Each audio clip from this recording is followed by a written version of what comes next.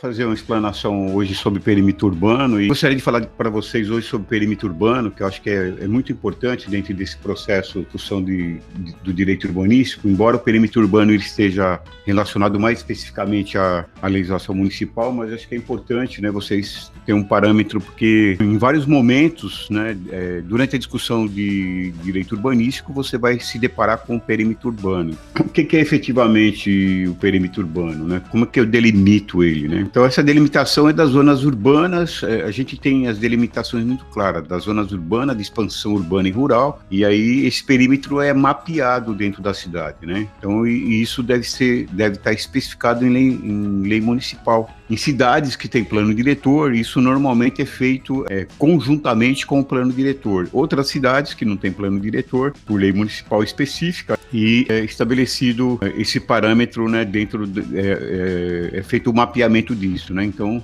eu estabeleço isso no mapa, aonde será a minha área urbana. Então, como eu disse, nós temos a qualificação urbanística do solo municipal, né, na legislação de maneira muito clara. Eu tenho a zona urbana, tá, que é a sede. Eu tenho a zona de expansão urbana, é delimitado para onde a cidade vai crescer. Então, eu já deixo especificado, né, que a cidade crescerá para aquela região e provendo, né, infraestrutura, eu já posso ir né, estruturando a cidade para aquela região.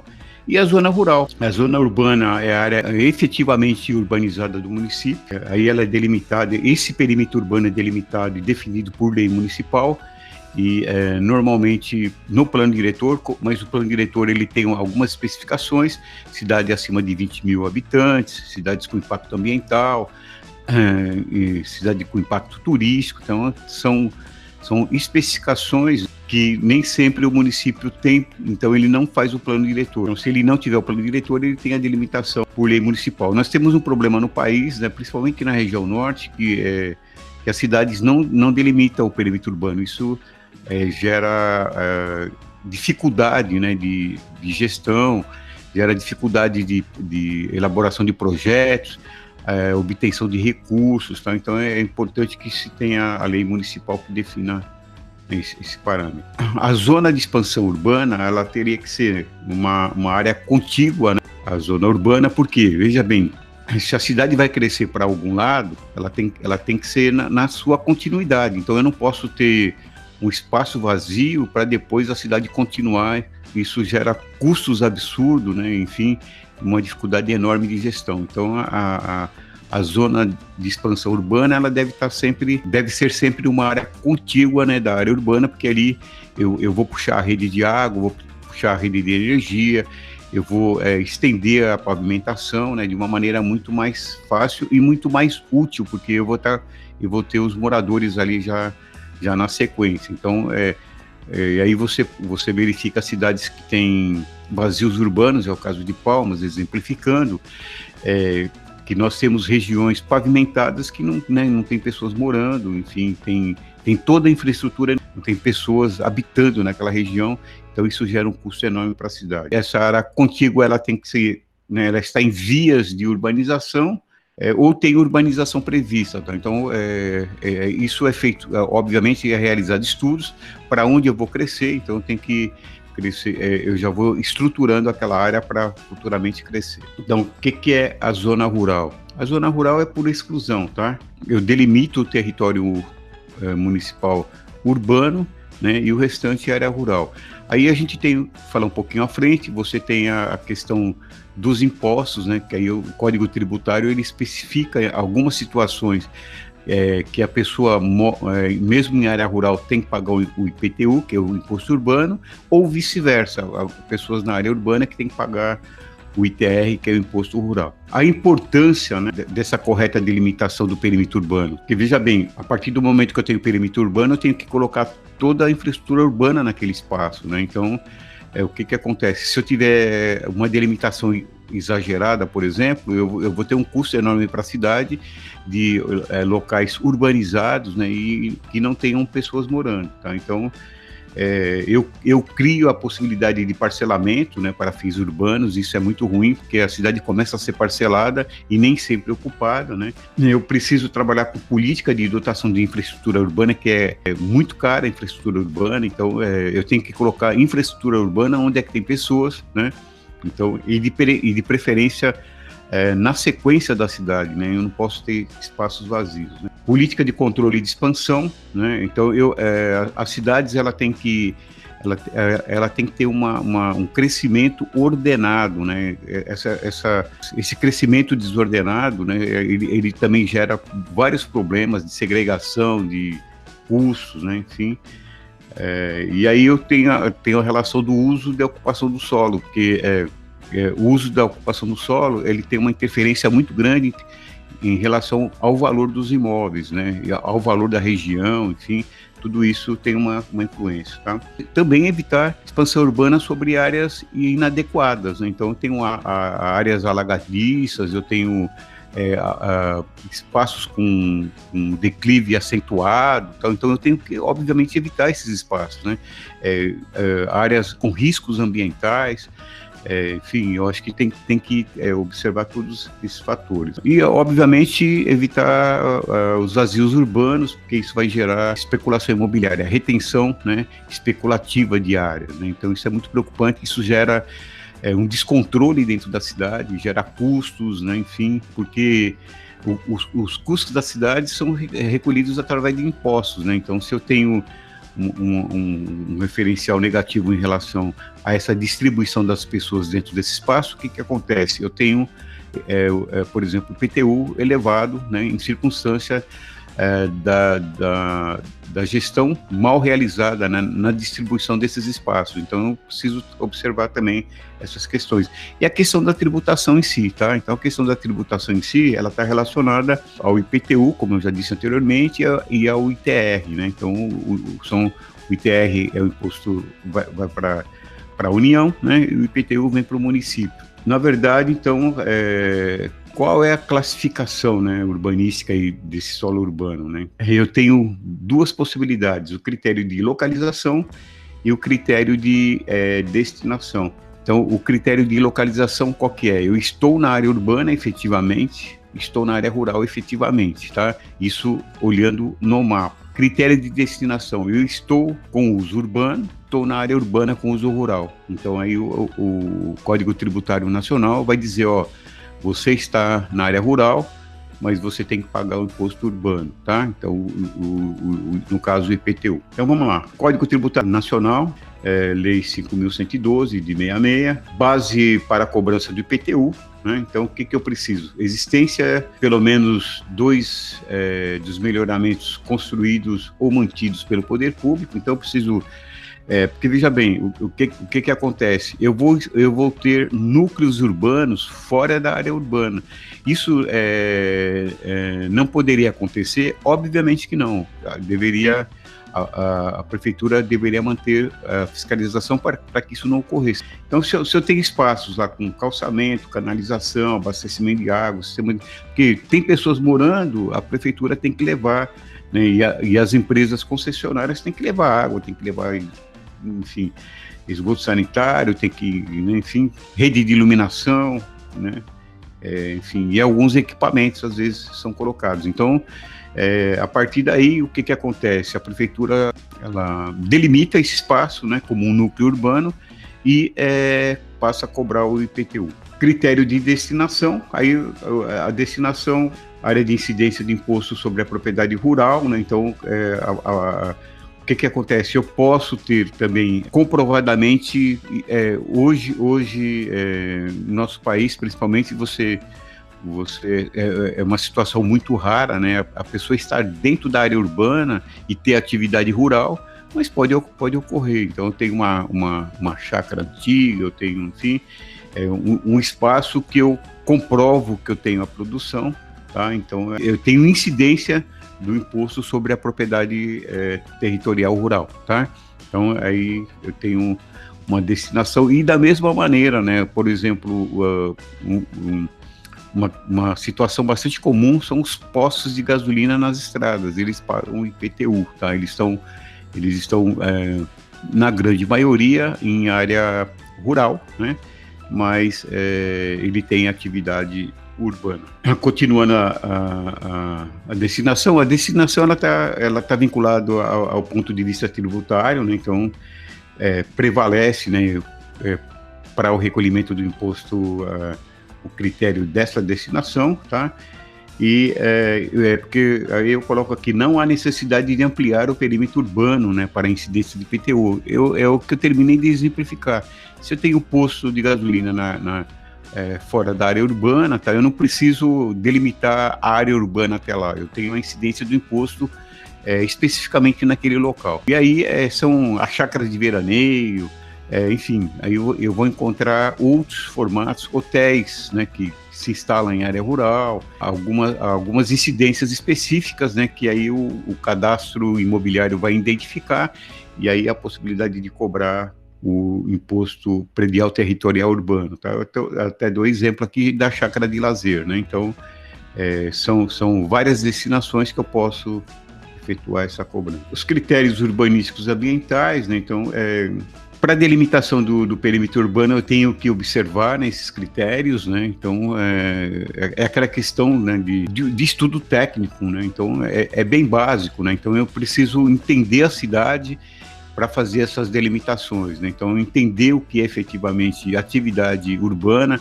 até onde eu posso estender esse perímetro, as consequências relacionadas às questões econômicas, do bem-estar da população.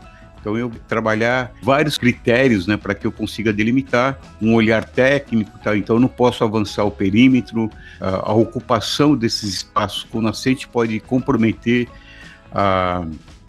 o abastecimento, né, da água local, por exemplo. Tá? Então, vários estudos, né, relacionados ao estabelecimento dessa linha delimitatória, né? Então, é mais ou menos isso. Tá? Quais são os critérios mais comuns? Né? Então, tendência geográfica de crescimento da cidade. Então, você vai fazer os estudos para onde que a cidade tem essa tendência de crescimento. Tá? Então, às vezes relacionado a uma estrada mais próxima da região, às vezes, enfim, eu vou encontrar, e aí eu vou envolver arquiteto urbanista, engenheiro ambiental, enfim, ambientalistas, a sociedade civil de maneira geral. Enfim, o plano diretor, ele termina já dando esses parâmetros, né? Então, acho que aí vocês, né, o estabelecimento dessa tendência geográfica de crescimento é de suma importância.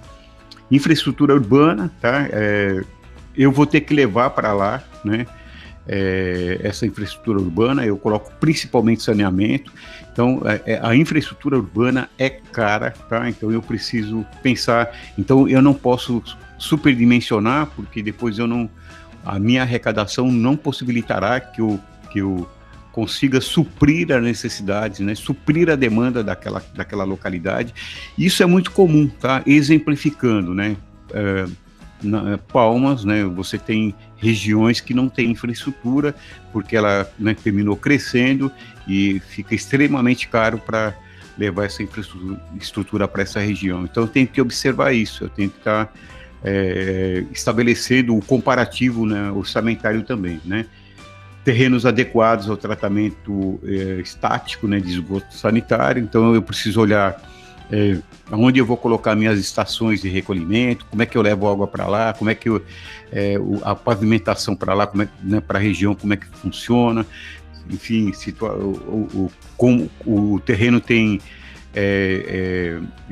declive acentuado, enfim, eu vou ter que olhar, né, que é o caso da topografia, né, que facilite a construção da rede de coleta de esgoto, enfim, que tenha declividade natural, né, obviamente tudo isso, né, está relacionado a custos elevados. Localização de atividades, né, pouco compatíveis com a habitação humana, indústrias poluidoras, aterros sanitários, aeroportos, né? Então é um estudo complexo, né? Então, por exemplo, eu vou colocar residência ao lado do aeroporto, eu tenho estação, nós temos aqui, por exemplo, localidades que, né, que tem toda a época que de seca, por exemplo, há uma reclamação enorme em relação ao cheiro da estação de tratamento. Então, eu não posso colocar residências, né, ao lado da estação de tratamento de esgoto. Então, isso tudo tem que ser desenhado na cidade para que, né, não haja interferência de uma atividade em outra, né? Então, né, para morar, obviamente, eu não quero ter aí uma estação de tratamento, porque em grande parte gera problemas aí, principalmente do odor, né? Então, né, projetos existentes, né? Como colocou, eu tenho a intenção de construir um aeroporto. Então, obviamente, a região tem que ser preservada, né? Não posso levar para lá, enfim. E aí vai uma série de questões, rodovias, enfim, é o estudo da cidade em si, né? Para que eu olhe para onde vai esse perímetro urbano e como que eu vou dar funcionalidade, né, para que a cidade tenha uma condição de vida agradável, né, que não haja interferência aí de uma finalidade em outra. Aí nós temos mais coisas, aí, proteção dos mananciais, que eu coloquei, né, eu tenho que observar onde estão as nascentes, né, preservar essas regiões, porque eu tenho abastecimento de água que é importante. As cidades, a grande maioria das cidades brasileiras destruíram seus mananciais, né, e tem uma dificuldade enorme, né. Então nós temos um exemplo, São Paulo, que tem a Billing, que terminou avançando residências para dentro desse manancial. Então, assim, a preocupação é preservar, né, esses mananciais, mesmo porque aí eu estou falando de vida, né, isso a médio e longo prazo é extremamente importante. Então, às vezes, o fato, né, da ganância em relação às terras termina gerando esse problema que é muito complicado. Geologia e geoformologia mais adequada, então eu preciso evitar várzeas, né? Enfim, eu vou construir em cima da água, né? A topografia acentuada e acidentada, né? Então ela é problemática para construir, tanto para construir residências como para você levar a infraestrutura, né? Escorregamento, então a gente tem vários acidentes que acontecem no país, principalmente na época das chuvas, então a gente tem que evitar esses espaços, né? Solos com pouca capacidade de suporte, né, para fundações, então construo a casa cai, enfim. Nós temos, por exemplo, e foi detectado há algum tempo atrás, até foi veículo de discussão na mídia local, nos jornais locais, né? Em Araguaína construíram um conjunto habitacional em cima de um antigo lixão, tal, né? Enfim, isso aqui em Palmas, inclusive no Água Fria tem um problema. As famílias estão sendo despejadas agora porque deixaram eles construir em cima do lixão e agora o Estado, né, tá querendo retirar e né, terminou não dando provimento para esse pessoal ir para outro local. Então, isso pode gerar problemas, enfim, aí tem gases, tem uma série de problemas, né? E a área de preservação, a gente tem que, né, a questão ambiental é de extrema importância, a gente tem que se atentar, a gente está com as questões climáticas, aí, né, a temperatura aumentando, enfim, todas as questões voltadas principalmente para os objetivos de desenvolvimento sustentável. Existência de barreiras naturais e artificiais, né? Eu tenho que evitar isso até porque encarece, então em alguns momentos não preciso transpor rios, não preciso transpor lagos, matas, enfim, criar perímetros urbanos em serras, eu vou gerar outro problema que é o declive, vou transpor rodovias, é o caso que nós discutimos aqui, a ampliação do perímetro urbano para o outro lado da TO 050, né? Então, por que eu preciso ter perímetro urbano com transposição de rodovia? Se eu tenho espaço no plano urbanístico atual, tá? Então, essa transposição de rodovia, ela pode gerar um custo enorme e além dos riscos que leva para a população, eu preciso de viadutos, eu preciso de passagens de pedestre, eu preciso, né, tomar uma série de providências, né, no transcurso dessa transposição de rodovia. A gente tem, exemplificando Taquaralto, que já era original, não foi o crescimento da cidade posterior, mas, né, vocês observam lá que tem toda uma estruturação que interfere uma situação na outra, né? Então eu tenho a rodovia interferindo na localidade e a localidade interferindo na rodovia, né? Então é um ponto aí que tem que ser pensado. Problemas de dimensionamento. Eu não posso superdimensionar, eu já reiterei várias vezes, porque vai encarecer absurdamente, né, a gestão. E também não posso subdimensionar. Eu não dou a comodidade para a população, né, da tranquilidade, né, de permanecer nos locais sem as interferências constantes, né? Então, o subdimensionamento, eu tenho o crescimento constante da cidade, isso gera problemas também, obviamente. Eu preciso de um dimensionamento adequado. O que é o dimensionamento adequado? Vamos lá. Vamos falar do superdimensionamento. Então eu tenho aí, com superdimensionamento, eu tenho a expansão desordenada da mancha urbana, a cidade vai crescendo, né, vai embora, a dificuldade para a expansão da rede de infraestrutura urbana, que é cara, além de ser cara, isso gera incômodo, né, tem interrupções de vias, eu tenho um monte de problema, eu gero vazios urbanos, que em consequência deles, a especulação imobiliária através da retenção. As pessoas passam a reter os terrenos para uma venda futura. Aí eu penso, e aí fora isso a gente tem a financiarização também, né, que é uma retenção, né, no qual eu vou jogar, eu vou transformar isso em valores, né, que eu vou me apropriar futuramente. Então é muito preocupante. O que acontece com o subdimensionamento, né? Subdimensionamento, ele vai me gerar a desestruturação constante do local, tá? Então o que acontece? Eu tenho uma constância, né, da movimentação, gera a constante interferência nos locais que interferem em valor, interferem na infraestrutura, tem várias interferências que geram incômodo, tá? O que são os vazios urbanos, né? Glebas não parceladas, não utilizadas, né, localizadas internamente à malha urbana, tá? Que em grande parte até servidas de infraestrutura. A gente tem um mapeamento disso em Palmas, né?